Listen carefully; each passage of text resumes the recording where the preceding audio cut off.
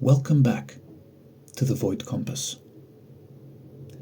Today, I want to delve into the phenomenon of pedestalization, the act of putting somebody in your exterior reality on a pedestal. Now, this is a very common phenomenon, regardless of what journey you're on, but even more so, it is so heightened on the twin flame awakening journey. It's intensified. It's very challenging. Now, what is pedestalization? On the outside, if you're looking just at the behavior itself, at the surface level, that is you looking at somebody else outside of you and going, they're incredible. They are incredible. Wow, they are so much higher than me. They are so much more impressive than me. They are so great. There is a big difference between pedestalizing somebody and appreciating them. But we'll get into that. So that's what's happening on the surface. What is happening energetically? Because, as always, I want to take you deeper. I want you to feel and understand your behaviors. Only then can they be transmuted. Can they be truly processed, not just understood. So on the deeper energetic level, all this really is in that moment, you truly believe, or your mind truly believes, that that outside person has something that you don't have and you need. At its essence, it is a very involving belief in lack. You are so sure in that moment that somebody in your exterior reality has something you need. And so you feel instantly trapped in a dynamic where you see them as the key to some sort of salvation,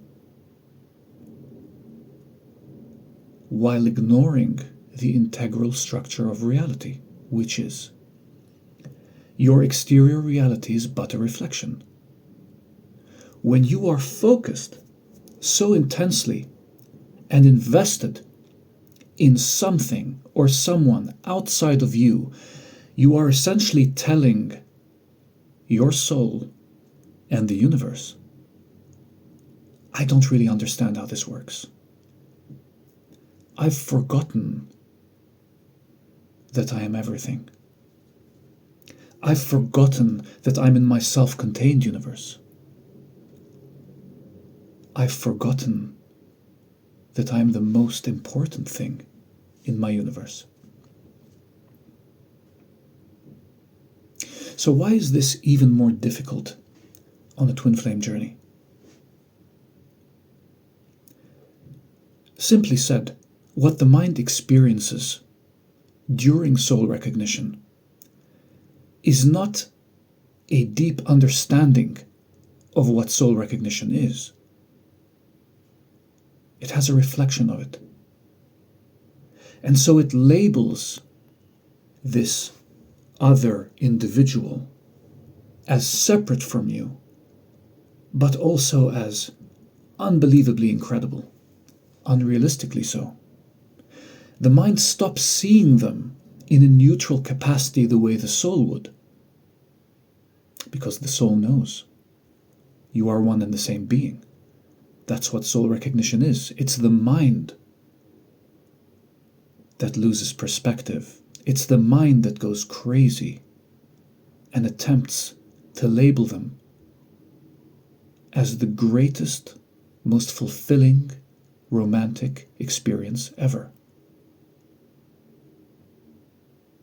So the mind takes control in this particular moment and says,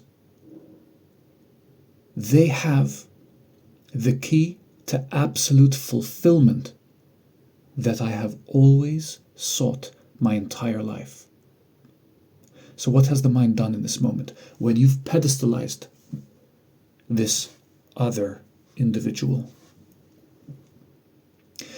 it's pulled all the energy outward, all the focus that I always urge you to bring inward towards soul, towards your internal world, to really feel rooted in yourself.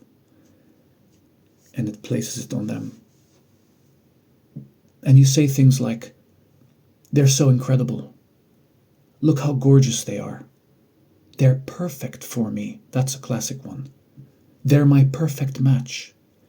You stop seeing any signs of behavior that they may be presenting with in that moment that is not advantageous to you in any way, shape, or form, because you're so busy looking at them through this pedestalized lens, which is completely misguided energy.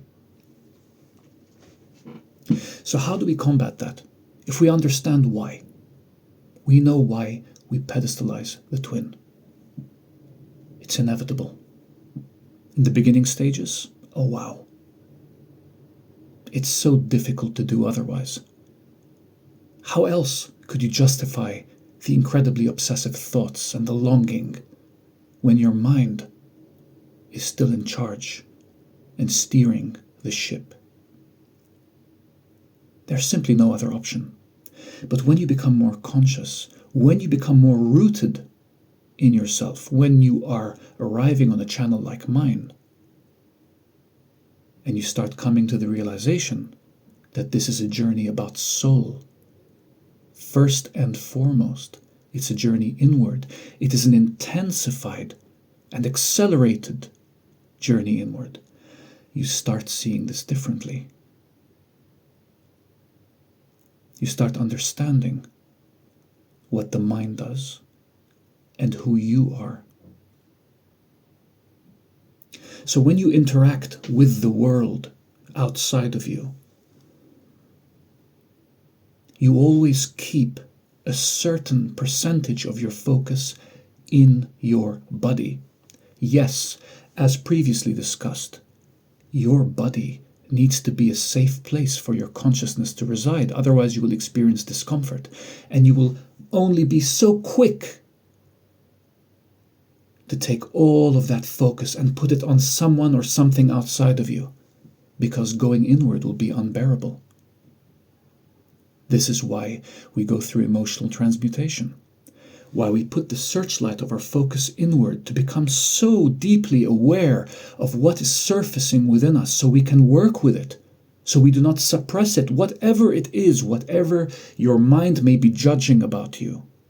We bring it up within the light of our consciousness, within the frequency of our conscious, unconditional love, because that is what transmutation is. Once we go through that, we're able to bring that focus inward readily throughout our day, to stay in a place of rootedness with soul. And then unconscious behavior, like pedestalization, will not occur, because you'll catch it so quickly. You'll be sat there. Your mind will notice someone or something that will be a reflection of something you've always wanted, twin flame or not. It'll watch. It'll start a mental narrative.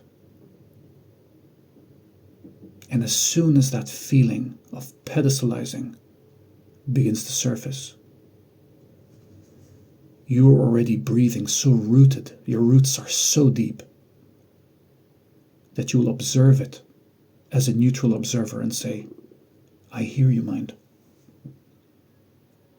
I hear what you're trying to tell me right now, and it's okay. I understand why you feel this way. And you'll take a deep breath into your abdomen and release. And you will know that you are the one that deserves to be on that pedestal and nobody else. You are the prize you are seeking. It is never somebody outside of you. This is the illusion we are waking up out of. No matter what spiritual journey you are on, you are waking up out of this very illusion that something in the outside world is going to give you the peace, the fulfillment, the love, and the security that is your birthright and that is always found within. The journey is always asking you to go within. It's never asking you to go without. And I can already hear the mind saying, revolting, rebuking what I'm saying. What is it saying? But we're in a physical experience. Do you mean to tell me I'm not here to experience anything? What's the point? That's what the mind would say. Being rooted in soul should not be conflated with living a life devoid of physical interaction and experience. You can still do all of those things, but you will do them from a conscious place rooted in soul. You will no longer jump from experience to experience looking for fulfillment, swinging on the pendulum of emotions. One moment you're accepted, the next moment you're rejected. One moment you're in ecstasy, the next moment you're in deep pain. No. You'll be approaching life with a sense of calm, rooted neutrality. You can still experience all of those wonderful experiences in the most pure and honest way, without mental agenda. Consequently, that is the only energy that a twin flame relating experience can survive in. Why? Because it is you. It is your soul, and your soul can only ever interact with you when you're in a state of calm neutrality. I'm going to leave it there. I'm going to see you next time on The Void Compass with more.